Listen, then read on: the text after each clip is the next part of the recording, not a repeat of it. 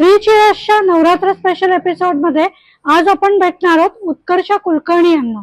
उत्कर्षताई, तुमचं मनापासून स्वागत आहे माझ्या चॅनल मध्ये. मी तुला ही इडली इथे करून दाखवते आणि ती खायला घालते. सो आपण आपल्या किचन मध्ये जाऊया. हो, आणि आपण इडली कशी बनते आणि ती कशी लागेल हे तू सांग. कशी बनवायची मी सांगते. नक्की नक्की.